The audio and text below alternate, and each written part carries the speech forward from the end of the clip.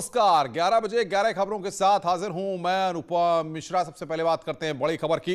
उत्तर प्रदेश का सम्मान बढ़ाने वाले उत्तर प्रदेश के मेधावी छात्रों से मुख्यमंत्री योगी आदित्यनाथ आज मुलाकात करने वाले हैं। ये मुलाकात मुख्यमंत्री आवास पर अब से थोड़ी देर बाद होगी। मेधावी छात्रों में प्रधानमंत्री बाल पुरस्कार से सम्मानित छात्र हैं जो प्रयागराज, गौतम बुद्ध नगर, अलीगढ़ और बाराबंकी के रहने वाले हैं। उत्तर प्रदेश का सम्मान बढ़ाने वाले यूपी के मेधावियों का उत्तर प्रदेश के मुख्यमंत्री योगी आदित्यनाथ मान बढ़ाने वाले हैं। प्रधानमंत्री राष्ट्रीय बाल पुरस्कार से सम्मानित उत्तर प्रदेश के 5 होनहार छात्रों से मुख्यमंत्री आज अपने आवास पर मुलाकात करने वाले हैं। इस मुलाकात में अगर बात की जाए उन छात्रों की, तो एक छात्र लखनऊ के हैं, एक छात्र बाराबंकी, एक छात्र इलाहाबाद और एक अलीगढ़ के रहने वाले छात्र हैं जिन्होंने अलग अलग क्षेत्रों में बेहतरीन काम किया है। और आज मुख्यमंत्री इनसे मुलाकात करेंगे, संवाद करेंगे। साथ ही साथ ये माना जा रहा है कि मुख्यमंत्री इन्हें ये भी आश्वासन देने वाले हैं कि इनके बेहतरीन उज्जवल भविष्य के लिए यूपी सरकार हर कदम पर इनके साथ खड़ी है। अनामिका, सी न्यूज़ 18 लखनऊ। लखनऊ से बड़ी खबर है। महाराजा सुहेलदेव की याद में बनेगा स्मारक। पीएम मोदी इसकी आधारशिला रखेंगे। सीएम योगी भी इस कार्यक्रम में मौजूद रहेंगे। 16 फरवरी को बसंत पंचमी के मौके पर यह कार्यक्रम होगा। वर्चुअली शामिल होंगे प्रधानमंत्री नरेंद्र मोदी। बागपत से बड़ी खबर, टल गया बड़ा हादसा। स्कूल बस में दूसरे वाहन ने टक्कर मारी है। स्कूल बस के बच्चे सुरक्षित हैं, दूसरे वाहन का ड्राइवर घायल हुआ है। टोहड़ी गांव की घटना है। बागपत से बड़ी खबर, इस वक्त एक बड़ा हादसा वहां पर टल गया है। और ये तस्वीरें आपकी स्क्रीन पर हम आपको दिखा रहे हैं किस तरीके से बागपत में बड़ा हादसा टला। पुलिस मौके पर पहुंची हुई है और ये तस्वीरें आपकी स्क्रीन पर आप देख सकते हैं। चकनाचूर हो गई गाड़ी। ये दृश्य इस वक्त हम आपकी स्क्रीन पर आपको दिखा रहे हैं। स्कूल के बस के बच्चे सब सुरक्षित हैं, दूसरे वाहन का ड्राइवर फिलहाल घायल हुआ है। बिजनौर से खबर है, पोल से टकराई बस। रोडवेज बस पोल से बस टकराई है। घने कोहरे के चलते ही हादसा हुआ है। बस में सवार दर्जन भर यात्री घायल हुए हैं। ये तस्वीरें इस वक्त आपकी स्क्रीन पर। रोडवेज बस जो है वो पोल से टकराई है। बरेली से खबर, बेकाबू डबल डेकर बस पलट गई है। 2 दर्जन से ज्यादा लोग वहां पर घायल हुए हैं। शाहजहांपुर से दिल्ली आ रही थी बस। घायल यात्रियों को इलाज के लिए फिलहाल भेजा गया है। सीपीगंज इलाके में बाईपास पर यह हादसा हुआ है। कन्नौज में बड़ा हादसा हुआ है। ट्रक से कार टकराई है। हादसे में कार सवार 6 लोगों की मौत हुई है। आगरा लखनऊ एक्सप्रेसवे पर यह हादसा हुआ है। हादसे पर मुख्यमंत्री योगी आदित्यनाथ ने दुख जताया है। अधिकारियों को पीड़ितों की मदद के निर्देश दिए गए हैं। तो कन्नौज में बड़ा हादसा हुआ है। इस वक्त हम आपकी स्क्रीन पर दिखा रहे हैं, ट्रक से कार टकराई है। हादसे में कार सवार 6 लोगों की मौत हुई है। कन्नौज से एक खबर इस वक्त, आगरा लखनऊ एक्सप्रेसवे पर यह हादसा जिसमें 6 लोगों की मौत हो गई है। अफसरों को मुख्यमंत्री योगी आदित्यनाथ ने पीड़ितों की मदद के निर्देश दिए हैं। ट्रक से कार टकराने से 6 लोगों की हादसे में जान चली गई। हादसे में कार में सवार 6 लोगों की मौत हुई है। बातचीत करेंगे लोकेश, हमारे संवाददाता हमारे साथ जुड़ रहे हैं। लोकेश, क्या जानकारी मिल पा रही है? हादसे की वजह क्या रही और घने कोहरे के चलते भी क्या हादसा हुआ है? जी हाँ, ये आपको बता दें, घने कोहरे के चलते हुए हादसा हुआ है। ये कार सवार थे जो लखनऊ से मेहंदीपुर बालाजी दर्शन करने के लिए जा रहे थे। तो कन्नौज में लखनऊ आगरा एक्सप्रेसवे पर तालाग्राम कट के पास में ये हादसा हुआ है। कार जो है वो पीछे से खड़े ट्रक में घुस गई जाके कंटेनर में, जिसके बाद में कार में सवार 6 लोग थे। 6 की मौके पर ही मौत हो गई। इनके शवों को वहां राजकीय मेडिकल कॉलेज में रखा गया है और इनके परिजन भी पहुंच गए हैं जिनकी शिनाख्त भी हो गई सभी की। लोकेश, प्रशासन को निर्देश दिए गए हैं मुख्यमंत्री की तरफ से। अफसर क्या कोई जानकारी दे पा रहे हैं? हाँ, मुख्यमंत्री के यहाँ से डीएम और एसपी को मेडिकल कॉलेज पहुंचकर वहाँ जो भी मृतकों के परिजन आ रहे हैं उनको पूरी मदद के लिए निर्देशित किया गया है। तो डीएम और एसपी वहाँ मेडिकल कॉलेज पहुंचे हुए हैं और जो परिजन आए हुए हैं उन सब परिजनों की मदद कर रहे हैं। बहुत बहुत शुक्रिया लोकेश, हमारे साथ जुड़ने के लिए और बातचीत करने के लिए। लोकेश हमारे संवाददाता कन्नौज से इस बड़ी खबर पर अपडेट दे रहे थे। नोएडा से खबर, जहां पर बड़ा हादसा हुआ है। कोहरे की वजह से 6 वाहन आपस में टकराए हैं। यमुना एक्सप्रेसवे पर यह हादसा हुआ है। 12 लोग हादसे में घायल हुए हैं। डबल डेकर बस भी टकराई है। एक्सक्लूसिव तस्वीरें आपकी स्क्रीन पर हम आपको दिखा रहे हैं। भारी पुलिस फोर्स मौके पर मौजूद है। कोहरे की वजह से 6 वाहन आपस में टकराए हैं। यमुना एक्सप्रेसवे पर यह हादसा हुआ है। 12 लोग हादसे में घायल हुए हैं। खबर फिरोजाबाद से है, जहां पर एक्सप्रेसवे पर यह हादसा हुआ। 1 दर्जन वाहन आपस में टकराए। 1 दर्जन लोग घायल हो गए। कई बसें और कारें आपस में टकराई हैं। घने कोहरे के चलते यह हादसा हुआ है। पुलिस ने घायलों को अस्पताल भेजा है।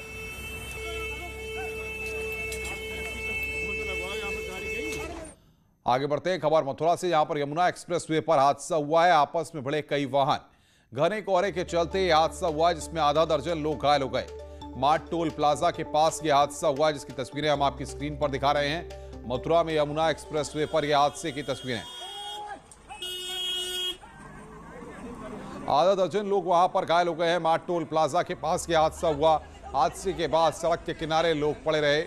ये तस्वीर आपको दिखा रहे हैं कि गाड़ी किस तरीके से एक्सीडेंट के बाद पूरी तरह से चकनाचूर हो गई। ये आप देख सकते हैं। एक्सप्रेसवे पर आपस में कई वाहन भिड़ गए। आगे बढ़ रहे हैं, एसपी विधायक नाहिद हसन पर कार्रवाई की गई है। नाहिद हसन पर गैंगस्टर की कार्रवाई की गई है। नाहिद हसन, तबस्सुम समेत 40 पर गैंगस्टर की कार्रवाई की गई है। जिलाधिकारी के अनुमोदन के बाद यह कार्रवाई हुई है। विधायक पर 1 दर्जन से ज्यादा मुकदमे दर्ज हैं। प्रयागराज से बड़ी खबर, इस वक्त बाहुबली विधायक विजय मिश्रा के खिलाफ ज्ञानपुर में दर्ज मामले में आरोप तय हो गए हैं। एमपी एमएलए स्पेशल कोर्ट ने विधायक विजय मिश्रा सहित 6 के खिलाफ धारा 147, 149, 506 आईपीसी के तहत आरोप तय किए हैं। 2005 में भदोही के ज्ञानपुर थाने में एफआईआर दर्ज हो गई थी। 26 फरवरी को मामले की अगली सुनवाई होगी। दिल्ली बॉर्डर पर किसानों का आंदोलन लगातार जारी है। गाजीपुर बॉर्डर पर मृतक किसान को आज श्रद्धांजलि दी जाएगी। आज किसान श्रद्धांजलि देंगे। मृतक किसान नवरीत को श्रद्धांजलि दी जाएगी। आज आगरा में भी जयंत चौधरी की पंचायत होनी है। जयंत चौधरी पंचायत को संबोधित करेंगे। तो आज किसान आंदोलन में आगरा में पंचायत होनी है। रालोद के नेता जयंत चौधरी इस पंचायत को संबोधित करेंगे। साथ ही साथ गाजीपुर में बॉर्डर में आपको बता दें कि जिस तरीके से किसानों का आंदोलन चल रहा है, आज मृतक किसान नवरीत को वहां पर श्रद्धांजलि दी जाएगी। और आगरा में पंचायत को संबोधित करेंगे जयंत चौधरी। तो किसान आंदोलन लगातार जारी है। जिस तरीके से किसान कृषि कानूनों का विरोध कर रहे हैं, उसको लेकर अलग अलग जिलों में लगातार पंचायत का दौर जारी है। इससे पहले जयंत चौधरी मथुरा, अलीगढ़, बाकी जगहों पे लगातार जा रहे हैं और आज आगरा के क्रम में वो आगरा में पंचायत को संबोधित करेंगे।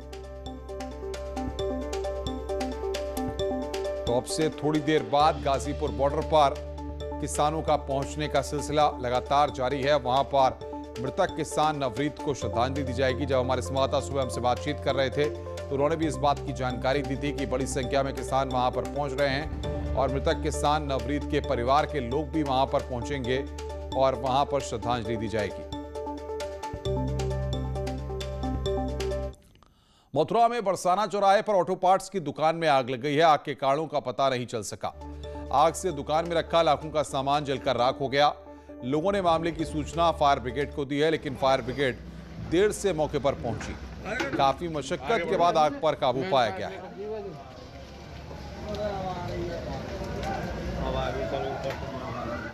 जालौन से खबर, जहां पर मेडिकल स्टोर में आग लग गई। इन्वर्टर की बैटरी फटने से आग लगी है। इलाके में अफरा तफरी मची हुई है। लाखों की दवाइयां जलकर खाक हो गईं। दमकल ने कड़ी मशक्कत के बाद आग बुझाई है।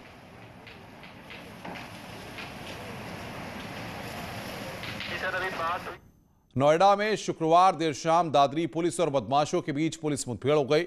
इस दौरान 25,000 रुपए के इनामी बगौकश तस्कर राशिद उर्फ मोटा को पुलिस ने गिरफ्तार कर लिया।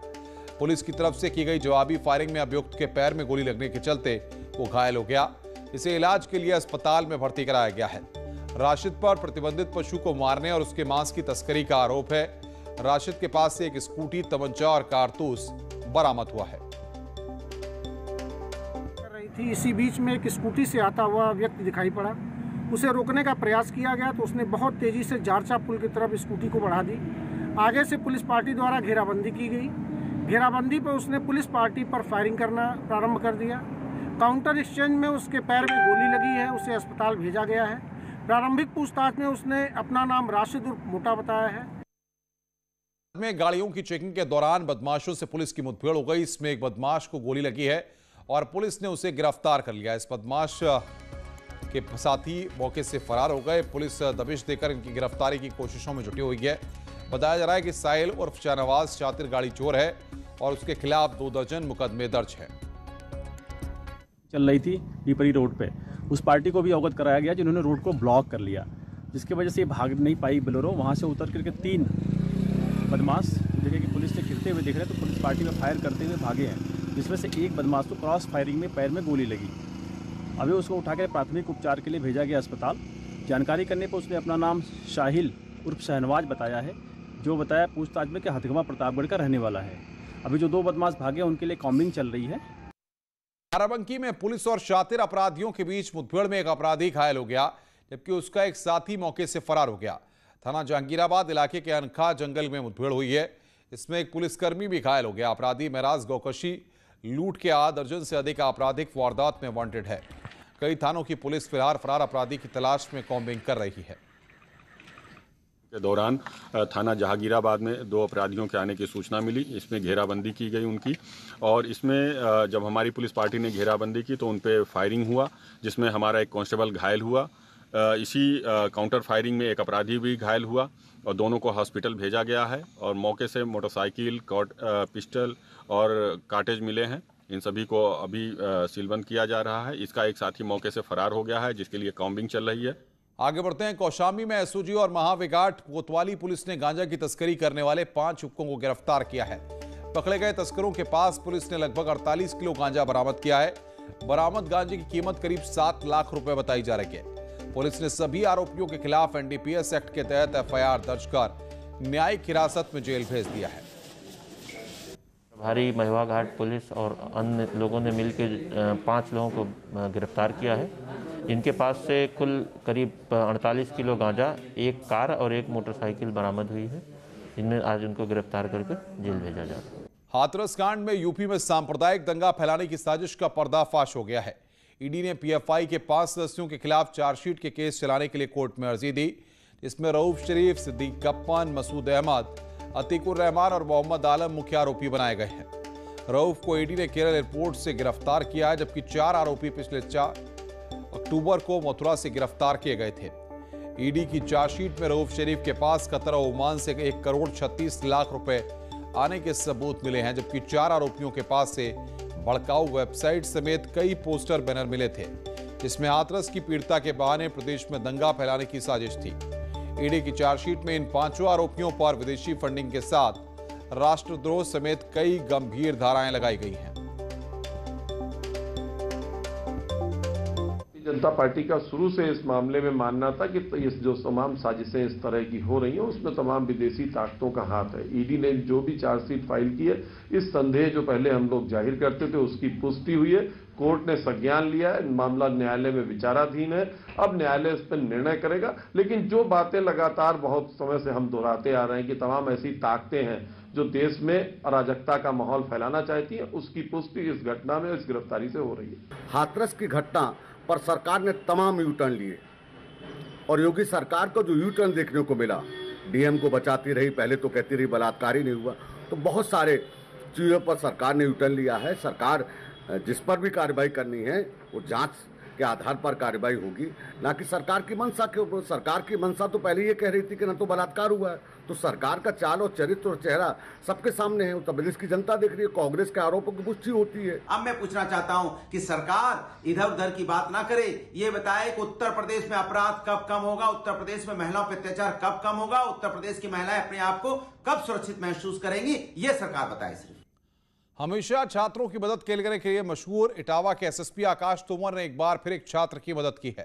दरअसल एमए फर्स्ट ईयर का छात्र दीपेंद्र कोचिंग से घर लौट रहा था। बाइक की नंबर प्लेट पर एक नंबर न लिखे होने पर पुलिस ने चालान कर दिया। 5000 रुपए का जुर्माना लगा दिया गया। उसी रात दीपेंद्र ने अपने मन की बात एसएसपी आकाश तोमर को ट्वीट करके बताई। लिखा कि वो अपनी गलती स्वीकार करता है लेकिन इतने पैसे देने में असमर्थ है। घर की स्थिति बहुत अच्छी नहीं है, कृपया मदद करें। आपको बहुत से लोगों की मदद करते सुना और देखा है। इस पर एसएसपी ने मामले की जांच का भरोसा दिया। मामले की जांच की गई।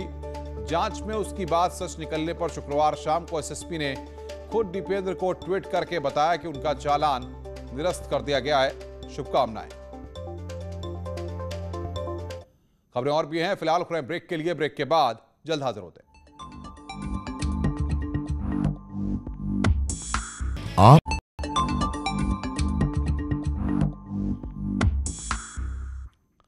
अयोध्या में राम मंदिर निर्माण के लिए श्री राम जन्मभूमि तीर्थ ट्रस्ट के महासचिव चंपत राय सड़कों पर निकले और लोगों से समर्पण निधि स्वीकार की।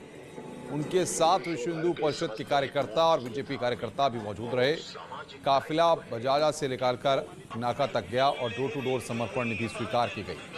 ट्रस्ट के महासचिव चंपत राय ने कहा कि घर घर प्रत्येक व्यक्ति से श्रद्धा स्वीकार की जा रही है। भगवान राम के मंदिर के लिए जो जितनी श्रद्धा दे रहा है उसे ग्रहण किया जा रहा है।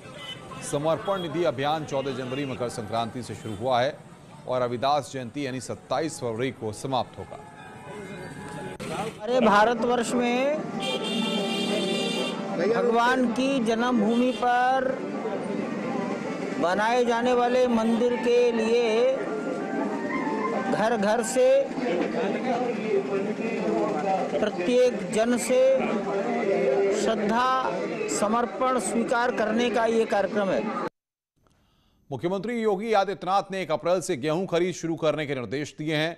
मुख्यमंत्री ने कहा कि किसी भी क्रय केंद्र पर किसानों को समस्या नहीं होने दी जाएगी। इसके लिए भंडारण गोदाम हो या क्रय केंद्र, हर जगह गेहूं की सुरक्षा के लिए पर्याप्त इंतजाम किए जाएं। सीएम योगी ने कहा कि गत वर्ष की तुलना में इस साल 50 रुपए की बढ़ोतरी करते हुए गेहूं का न्यूनतम समर्थन मूल्य 1975 प्रति क्विंटल तय किया गया है। प्रत्येक दशा में किसानों को एमएसपी का लाभ मिलना ही चाहिए। गेहूं खरीद में इस बार सहकारिता विभाग में पैक्स के माध्यम से 55% क्रय करने का पूरा मुख्यमंत्री कार्यालय ने ब्यौरा इस बार जो है सहकारिता विभाग के साथ साझा किया और सहकारिता विभाग को जिम्मेदारी दी। हमारे साथ बातचीत करने के लिए सहकारिता विभाग मंत्री हैं, हम उनसे जानेंगे। सर, इस बार 55% जो है आपको क्रय करनी है गेहूँ सर, और पैक्स के माध्यम से। हाँ, निश्चित रूप से हमको 55% क्रय के लिए कहा गया है और हमारी साधन सहकारी समितियों से ही अधिकांश हम लोगों ने तय किया है कि हम साधन सहकारी समितियों को ही क्रय केंद्र बनाएंगे और उनके माध्यम से हम क्रय करेंगे। सर, इस बार कुछ चेंजेस किए गए हैं, क्या चेंजेस हैं सर लेकर के पुराने से? सर, राजस्व को लेकर के और साथ ही साथ जो आपकी क्रय एजेंसियां हैं उनको टाई अप करने का काम किया? नहीं, सामान्य रूप से ये तय हुआ है। देखिए, पैसा तो सब जाता है, अब एमएसपी से ही जाएगा। उससे इस तरह से पैसा जो व्यक्तिगत जाता था सो नहीं जाएगा। और दूसरे, अब जो प्राइवेट एजेंसियां बन जाती थी, अब प्राइवेट एजेंसियां नहीं बनेंगी, साधन सहकारी समितियां ही परचेज करेंगे। कैमरा पर्सन शरद के साथ प्रशांत पांडे, न्यूज़ 18 लखनऊ। उत्तर प्रदेश के 11 जिलों के 1000 से ज्यादा गांवों के लिए सरकार ने एक योजना की शुरुआत की, जिसके तहत सीएम योगी ने लोगों को आवासीय संपत्ति का मालिकाना हक और प्रॉपर्टी कार्ड दिया। सीएम योगी ने डिजिटल घरौनी वितरण कार्यक्रम की शुरुआत की। उन्होंने 11 जिलों के 1001 गांव के 1,57,244 गांव वालों को उनकी आवासीय संपत्ति की मालिकाना हक देने संबंधी ग्रामीण आवासीय अभिलेख यानी घरौनी सौंपी। इस योजना के तहत लोगों को प्रॉपर्टी कार्ड भी दिए जा रहे हैं। 1,57,244 से अधिक ग्रामीण आवासीय अभिलेखों यानी घरौनी के डिजिटल वितरण के इस कार्यक्रम के अवसर पर और साथ ही साथ ऑनलाइन डिजिटल खसरे के शुभारंभ के अवसर पर आप सबको मैं हृदय से बधाई देता हूं। इस योजना से जमीन विवाद में कमी आएगी और लोग कई दशकों तक जमीन के कागज डिजिटल तरीके से सुरक्षित रख पाएंगे। यानी गांव हमारे स्वावलंबी होंगे। व्यक्ति के साथ साथ हमारी ग्राम पंचायतें भी इस योजना के माध्यम से स्वावलंबी बनेंगी। इस बुलेटिन में फिलहाल इतना ही। नमस्कार।